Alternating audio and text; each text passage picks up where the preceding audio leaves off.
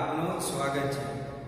ધોરણ 10 વિજ્ઞાન અને ટેકનોલોજીમાં પ્રકરણ નંબર 10 પ્રકાશ તેનું પરાવર્તન અને વક્રીભવનમાં આજનો ટોપિક છે લેન્સ અને લેન્સ સાથે સંકળાયેલા કેટલાક પદોની સમજૂતી આપણે મેળવવાની છે।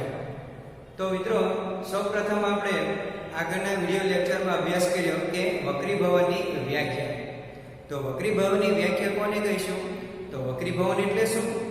તો જ્યારે પ્રકાશનું ત્રાંસું કિરણ એક પારદર્શક માધ્યમમાંથી બીજા પારદર્શક માધ્યમમાં પ્રવેશે છે, દાખલ થાય છે, ત્યારે તે બે માધ્યમોને છૂટી પાડતી સપાટી આગળ મૂળ દિશામાં ફેરફાર થાય છે, મૂળ દિશાથી વિચલિત થાય છે।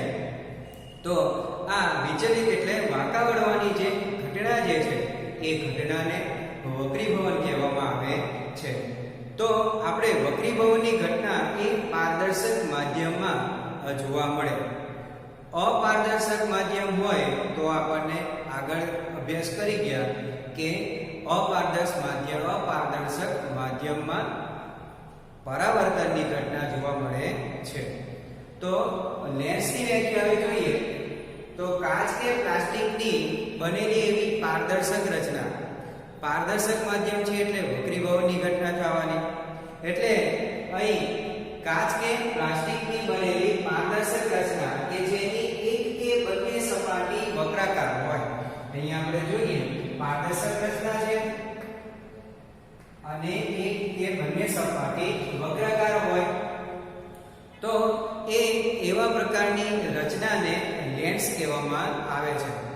એટલે લેન્સને બીજી રીતે વ્યાખ્યા આપી શકીએ કે જેની બંને વક્ર સપાટી એ વક્રીભવન એટલે બંને સપાટી દ્વારા વક્રીભવન થતું હોય તો તેવી સપાટી વડે ઘેરાતા પારદર્શક માધ્યમને શું કહેવામાં આવે છે? લેન્સ કહેવામાં આવે છે। એટલે અહીંયા એમ કહીએ કે લેન્સ જે છે એ લેન્સની બંને સપાટી એ વક્રીભવનકારક સપાટી છે, બરાબર? એટલે અહીંયા બે વક્રીભવનકારક સપાટીઓ વડે ઘેરાતા માધ્યમને શું કહેવાય? લેન્સ કહેવાય છે। હવે આ લેન્સના પ્રકારો જે છે એ કેટલા છે? બે છે। એક અંતર્ગોળ લેન્સ, બીજો બહિર્ગોળ લેન્સ। તો અહીંયા અંતર્ગોળ લેન્સ કોને કહીશું અને બહિર્ગોળ લેન્સ કોને કહીશું? તો સૌપ્રથમ વ્યાખ્યા જોઈએ કે અંતર્ગોળ લેન્સ એટલે તો કે જે લેન્સ મધ્ય ભાગમાંથી પાતળો હોય, એવો હોય મધ્ય ભાગથી પાતળો હોય અને કિનારીએથી જાડો હોય, કિનારીએથી જાડો હોય તો તેવા લેન્સને કયો લેન્સ કહેવામાં આવે છે? અંતર્ગોળ લેન્સ કહેવામાં આવે છે।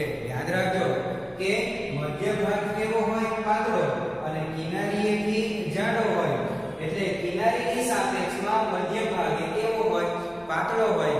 અથવા બીજી રીતે વ્યાખ્યા આપણે લખી શકીએ કે જે લેન્સની બંને વક્ર સપાટી અંદરની તરફ વળેલી હોય, કેની તરફ? અંદરની તરફ વળેલી હોય તો તેવા પ્રકારના લેન્સને કયો લેન્સ કહેવામાં આવે છે? અંતર્ગોળ લેન્સ કહેવામાં આવે છે। એટલે બંને વક્ર સપાટી અંદરની તરફ વળેલી હોય એટલે આપણે અહીંયા લખવું હોય તો લખી શકીએ કે બંને વક્ર સપાટી એ અંદરની તરફ વળેલી હોય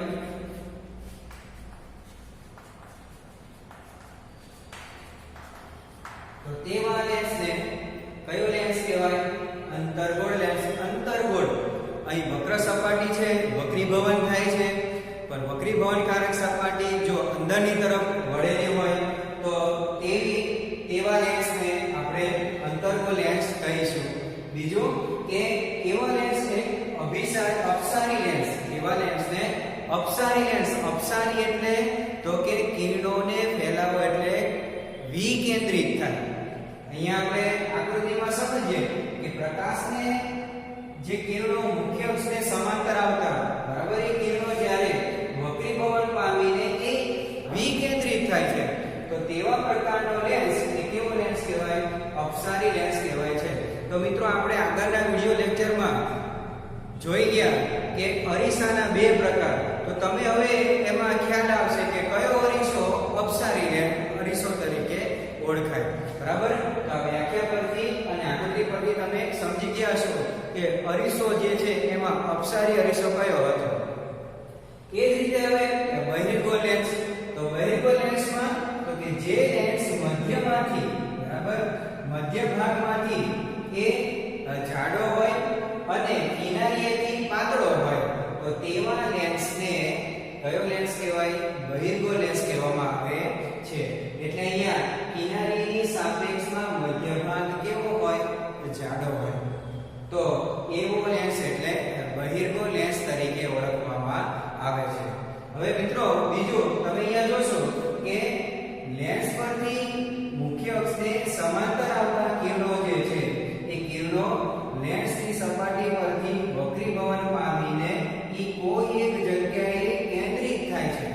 તો આ પ્રકાશના કિરણો એ કેન્દ્રિત થતા હોવાથી એવા લેન્સને અભિસારી લેન્સ તરીકે ઓળખવામાં આવે છે. તો હવે આપણે આગળના વિડિયોમાં અભિસારી અરીસો કોને કહેવાય એ તમને સમજી ગયા છો કે અભિસારી અરીસો કયો અરીસો અને અપસારી અરીસો એ કયો અરીસો હશે એ હવે ખ્યાલ આવી ગયો હશે. હવે મિત્રો બીજું કે જે રીતે આપણે અહીંયા લખ્યું કે બંને વક્ર સપાટી અંદરની તરફ વળેલી હોય તો બહિર્ગોળ લેન્સ છે એના કિસ્સામાં કેવું હશે કે બંને વક્ર સપાટી બહારની તરફ વળેલી હશે. એટલે આપણે અહીંયા લખી શકીએ કે બંને વક્ર સપાટી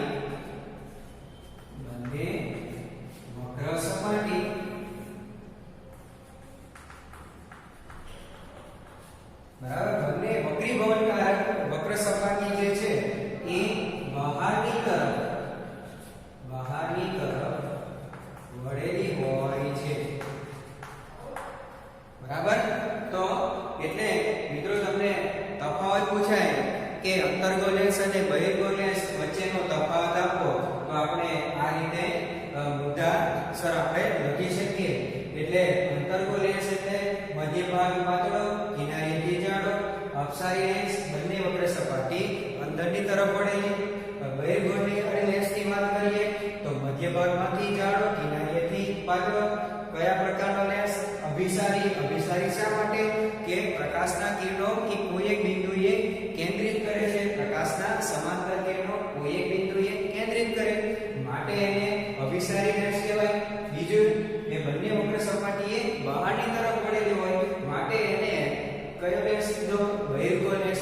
બીજું બંને સપાટી જે છે એ વક્રીભવનકારક સપાટી છે અને બંને સપાટી દ્વારા થતું વક્રીભવન જે છે માટે એને ડબલ અંતર્ગોળ લેન્સ તરીકે પણ ઓળખવામાં આવે છે.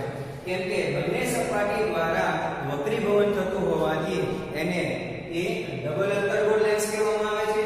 એ જ રીતે બહિર્ગોળ લેન્સમાં પણ કે બંને સપાટી દ્વારા વક્રીભવન થતું હોવાથી એને ડબલ બહિર્ગોળ લેન્સ તરીકે પણ ઓળખવામાં આવે છે. આપણે લેન્સના પ્રકારો સમજ્યા તો એને આ લેન્સ છે એ લેન્સ સાથે સંકળાયેલા કેટલાક પદોનો આપણે અભ્યાસ કરવો જરૂરી છે.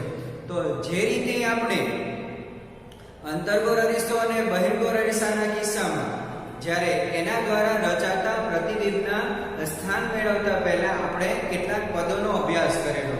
તો એ જ રીતે આપણે આજે વક્રીભવનકારક સપાટી એટલે બહિર્ગોળ લેન્સ સાથે સંકળાયેલા કેટલાક પદોની સમજૂતી આપણે મેળવવાની છે.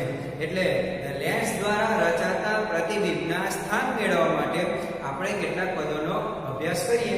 તો સૌપ્રથમ આપણે અહીંયા આકૃતિમાં અભ્યાસ કરીએ કે આ બહિર્ગોળ લેન્સની આકૃતિ છે અને એ બહિર્ગોળ લેન્સની આકૃતિમાં બે સપાટી બરાબર છે કે જેમાં પહેલી સપાટી જે છે એ વક્રીભવનકારક સપાટી, બીજી સપાટી જે છે એ વક્રીભવનકારક સપાટી. તો એ બંને વક્રીભવનકારક સપાટી સાથે સંકળાયેલા કેટલાક પદો એટલે લેન્સ સાથે સંકળાયેલા કેટલાક પદોની આપણે સમજૂતી મેળવીએ. તો સૌપ્રથમ પહેલી વ્યાખ્યા કે વક્રતા કેન્દ્ર C. તો અરીસાના કિસ્સામાં પણ આપણે એ વ્યાખ્યા જો યાદ હોય તો આ પદ જે છે એ તમને સરળતાથી સમજાશે. એટલે અહીંયા વ્યાખ્યા સમજીએ તો કે લેન્સની વક્ર સપાટી જે પોલા ગોળાના ભાગ રૂપે હોય, લેન્સની વક્ર સપાટી જે પોલા ગોળાના ગોળાના કેન્દ્રને વક્રતા કેન્દ્ર C કહેવાય છે. એટલે મિત્રો અહીંયા આપણે જોઈએ ને તો આ પહેલી વક્ર સપાટી જે છે એનો આ પોલા ગોળાનો ભાગ, એ રીતે અહીંયા પણ આ પહેલી વક્ર સપાટી છે એ પણ એક પોલા ગોળાનો ભાગ જે છે તો એ ગોળીય લેન્સ પણ કહી શકાય. તો ગોળીય લેન્સ જે છે એ પોલા ગોળાનો આખો ભાગ જે છે તો એના કેન્દ્રને શું કહેવામાં આવે છે? વક્રતા કેન્દ્ર C. અહીંયા બે વક્રીભવનકારક સપાટીઓ હોવાથી અહીં લેન્સને બે વક્રતા કેન્દ્ર જોવા મળે હોય છે. એટલે અહીંયા પહેલી વક્રભવનકારક સપાટી જે છે એનું આ વક્રતા કેન્દ્ર C1, એ રીતે બીજી વક્રીભવનકારક સપાટીઓ જે છે એની વક્રતા કેન્દ્ર C2. એટલે અહીંયા બે વક્રતા કેન્દ્રો C1 અને C2 હોય છે. ત્યારબાદ બીજી વ્યાખ્યા કે મુખ્ય અક્ષ કોને કહેવાય? તો મુખ્ય અક્ષ એટલે તો કે લેન્સની બંને વક્ર સપાટી જે છે એ સપાટીઓના વક્રતા કેન્દ્રો C1 અને C2 તેમાંથી પસાર થતી કાલ્પનિક રેખાને C1 અને C2 માંથી પસાર થતી કાલ્પનિક રેખાને શું કહેવામાં આવે છે? લેન્સનું મુખ્ય અક્ષ કહેવામાં આવે છે. એટલે અહીંયા આકૃતિમાં આપણે સમજીએ કે વક્રતા કેન્દ્ર C1 અને વક્રતા કેન્દ્ર C2, તો એ લેન્સના બંને વક્રતા કેન્દ્રમાંથી પસાર થતી કાલ્પનિક રેખાને લેન્સનું મુખ્ય અક્ષ કહેવામાં આવે છે. ત્યારબાદ ત્રીજી વ્યાખ્યા કે પ્રકાશીય કેન્દ્ર, જેને ઓપ્ટિકલ સેન્ટર, બરાબર? તો ઓપ્ટિકલ સેન્ટર એટલે પ્રકાશીય કેન્દ્ર O ની વ્યાખ્યા આપણે સમજીએ તો લેન્સની મુખ્ય અક્ષ પર એટલે લેન્સના મુખ્ય અક્ષ ઉપર આવેલા અને લેન્સના કેન્દ્રને એટલે આ વક્રીભવનકારક સપાટીને આપણે ડોટેડ લાઈનને આપણે દોરીએ છીએ અહીંયા કે આકૃતિમાં, તો એના મુખ્ય અક્ષ પર અને લેન્સના કેન્દ્રને શું કહેવામાં આવે છે? ઓપ્ટિકલ સેન્ટર, પ્રકાશીય કેન્દ્ર O કહેવાય છે.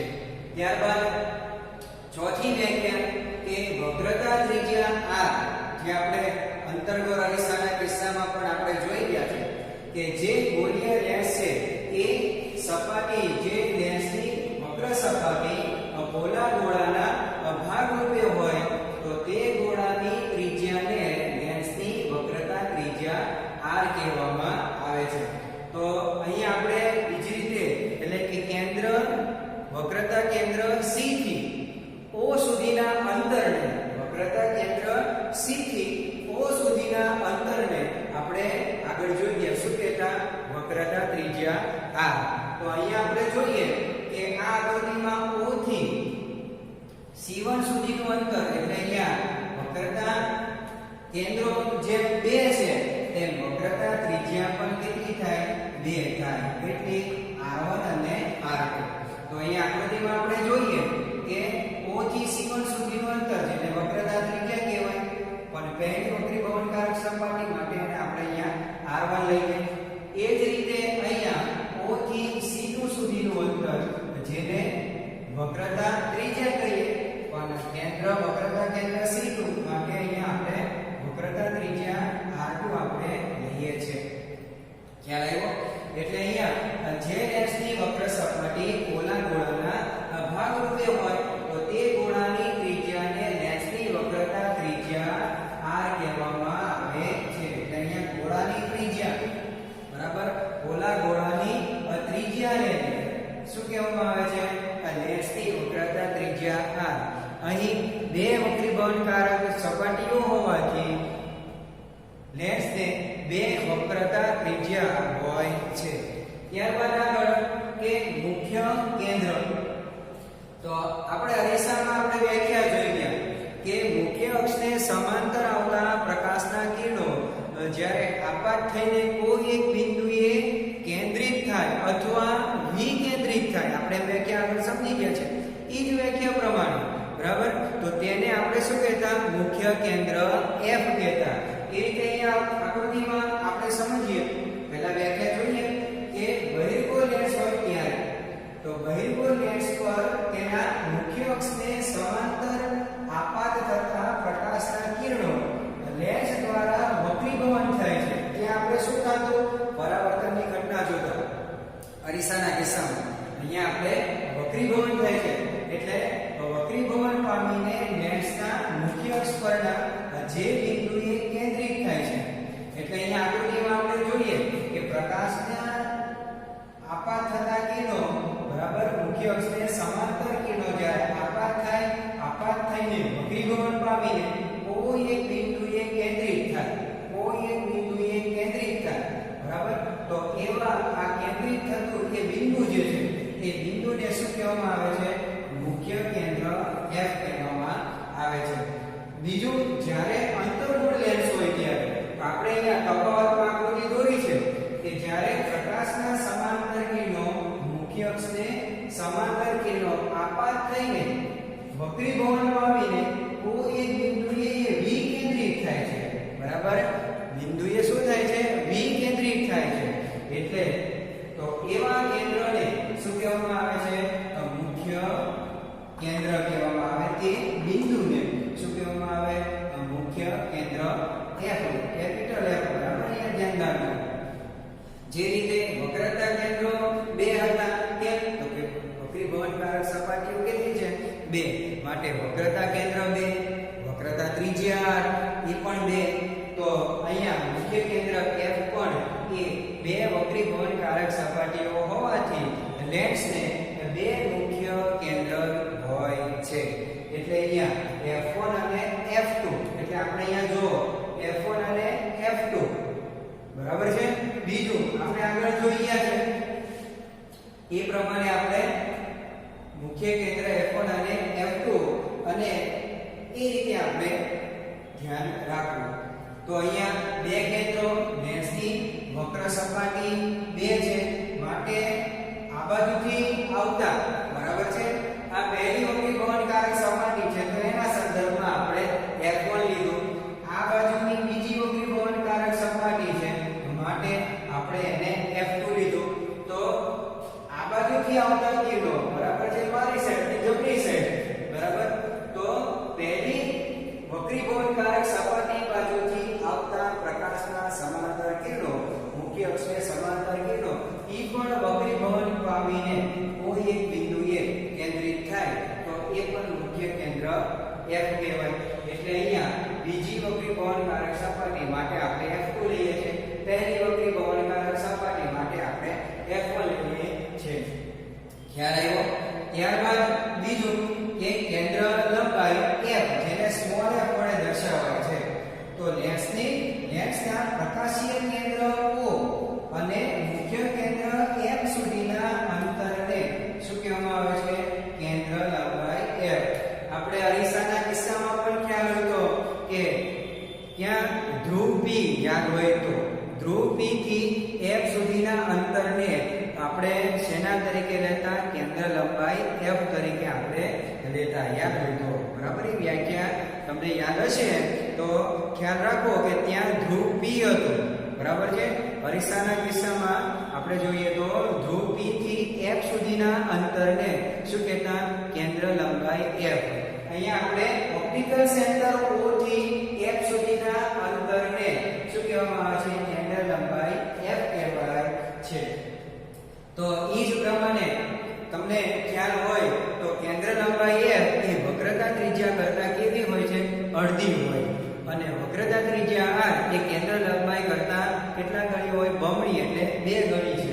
એટલે આપણે અહીંયા સૂત્ર લખ્યું છે કે r બરાબર 2f સ્મોલ f અને f બરાબર r થી અડધી. તો અહીંયા જુઓ આપણે 2f1 લીધું. જુઓ વક્રતા ત્રિજ્યા r બરાબર અહીંયા 2f1 એટલે આટલું અંતર હોય એની પાછળ વક્રતા ત્રિજ્યા છે એટલે કેન્દ્ર લંબાઈ f1 OF1 અને O2f1 એટલે આ રીતે આપણે કેન્દ્ર લંબાઈ f ની વ્યાખ્યા સમજીએ. ત્યારબાદ લેન્સનું મુખ જેને આપણે દર્પણ મુખ કહેતા. કયા કિસ્સામાં? અરીસાના કિસ્સામાં આપણે અરીસાનું દર્પણ મુખ આપણે કીધું બરાબર છે. એવી વ્યાખ્યા આપણે લખી હતી. એને જ આપણે લેન્સનું દર્પણ મુખ પણ કહી શકાય બરાબર. તો અહીંયા આપણે જોઈએ કે ગોળીય લેન્સની વર્તુળાકાર કિનારી, તો ગોળીય લેન્સની વર્તુળાકાર કિનારી એ કિનારીના અસરકારક વ્યાસને શું કહેવામાં આવે છે? કે લેન્સનું મુખ એટલે દર્પણ મુખ. એટલે આટલો જે ભાગ જે છે આપણે ખ્યાલ હોય તો ત્યાં આપણે સમજી ગયા છે, બરાબર. તો એ ગોળીય લેન્સની વર્તુળાકાર કિનારીના અસરકારક વ્યાસને તો લેન્સનું શું કહેવામાં આવે છે? દર્પણ મુખ, જેને બીજા નામે એપર્ચર. ધ્યાન રાખજો, એપર્ચર ની વ્યાખ્યા આપો એમ કે ત્યારે પણ આપણે વ્યાખ્યા ધ્યાન રાખવાની કે એ શું છે? એપર્ચર ને બીજા નામે લેન્સનું મુખ તરીકે પણ ઓળખવામાં આવે છે. અને આપણે અહીંયા ધ્યાન રાખો વ્યાખ્યા કઈ તો કે ગોળીય લેન્સની વર્તુળાકાર કિનારી એ કિનારીના વ્યાસને અસરકારક વ્યાસ લેન્સનું મુખ અથવા દર્પણ મુખ પણ આપણે બોલીએ તો દર્પણ મુખ અને બીજા નામે એપર્ચર. યાદ રાખજો કયો શબ્દ? એપર્ચર. બરાબર. આ એપર્ચર એટલે લેન્સનું મુખ તરીકે ઓળખવામાં આવે છે. તો મિત્રો આપણે આ લેન્સ દ્વારા રચાતા પ્રતિબિંબ ના સ્થાન, પરિમાણ અને બરાબર એનું કદ એ નો અભ્યાસ કરતા પહેલા આપણે આ લેન્સ સાથે સંકળાયેલા પદોની સમજૂતી મેળવવી જરૂરી છે, મહત્વની છે. તો જ આપણને જે રીતે અંતર્ગોળ અરીસા એટલે અરીસાના કિસ્સામાં એના વડે રચાતા પ્રતિબિંબના સ્થાન, પ્રકાર અને પરિમાણનો અભ્યાસ કર્યો તો એ રીતે આપણે પણ આ પદોની સમજૂતીનો ખ્યાલ હશે તો આ લેન્સ દ્વારા રચાતા પ્રતિબિંબના સ્થાન, પ્રકાર અને પરિમાણ જે છે એ સરળતાથી આપણે સમજી શકશું. એટલે ધ્યાન રાખવું કે આ લેન્સ વડે રચાતા પ્રતિબિંબના સ્થાન નક્કી કરવા માટે આ કેટલાક પદોનો અભ્યાસ આપણે કરવો એ યાદ રાખવું પડશે. એટલે મિત્રો તમે બાકી નોટબુકમાં પણ આ રીતે આ તફાવત અને લેન્સ સાથે સંકળાયેલા કેટલાક પદો જે છે એ પદોની વ્યાખ્યા અને એની આકૃતિ દ્વારા આપણે સમજૂતી મેળવી એ બધું બાકી બુકમાં વ્યવસ્થિત રીતે લખવું. તો આજે આપણે લેન્સ અને લેન્સ સાથે સંકળાયેલા કેટલાક પદોની સમજૂતીનો અભ્યાસ કર્યો.